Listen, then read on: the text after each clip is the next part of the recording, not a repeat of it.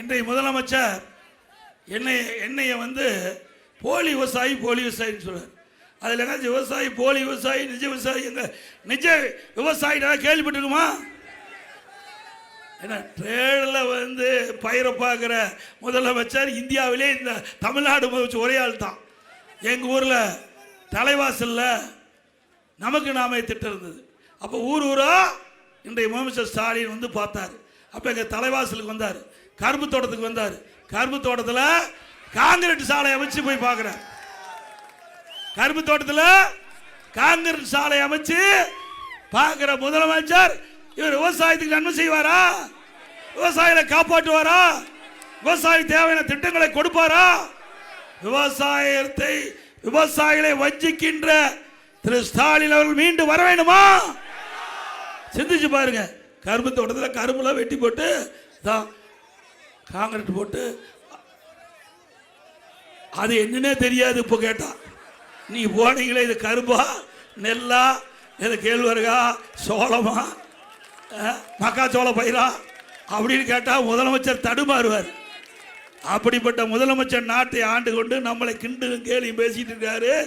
ஆக வருகின்ற சட்டமன்ற பொது தேர்தலில் நீங்கள் இவர்களுக்கு தகுந்த தண்டனை கொடுக்கப்பட வேண்டும்.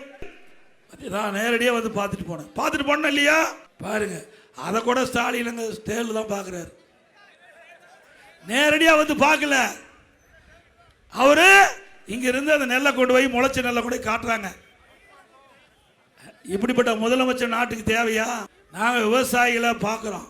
ஒரு பெண்மணி தன்னுடைய நிலத்தில் விழுந்த நெல்லுகள் அத்தனையும் அந்த நெல்மணிகள் முளைத்து கதற கதற அழுகிறாங்க. எங்களுடைய வாழ்வாதாரமே இதுதான்.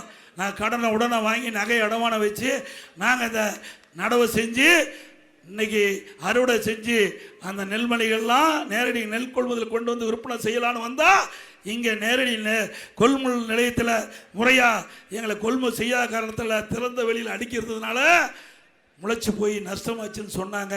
ஆனால் அந்த முதலமைச்சர் அதுக்கு தேவையான எந்த நடவடிக்கை எடுக்கலை. நான் சட்டமன்றத்தில் தெளிவாக குறிப்பிட்டேன். பிரதான எதிர்க்கட்சி என்ற தலைவர் முறையில் திரு ஸ்டாலின் அவர்களே கடுமையாக உழைச்சி விவசாயிகள் தன்னுடைய ரத்தத்தை விரைவாக மண்ணிலே சிந்தி அந்த நெல் உற்பத்தியை பெருக்கி அந்த நெல்லை நேரடி நெல் கொள்முதல் விற்பனைக்கு வந்து அங்கே வந்து முளைச்சி வீணாக போச்சு. அப்படி வாழ்வாதாரமே வீணாக போயிடும். அதற்கு ஏதாவது நீங்களே போய் ஆய்வு செய்யுங்க. எந்தெந்த விவசாயிகள் இந்த நேரடி நெல் கொள்முதல் கொண்டு வந்து நெல்மணிகள் முளைத்து பாதிக்கப்பட்டிருந்தோ அந்த விவசாயிகளுக்கு தேவையான நிவாரணம் கொடுக்கணும். எதுவுமே கொடுக்கல.